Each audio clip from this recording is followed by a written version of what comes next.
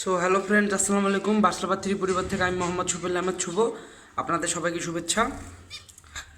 So এখন আপনারা দেখতে পাচ্ছেন জিব্রা ফিঞ্চ পাখির বাচ্চা।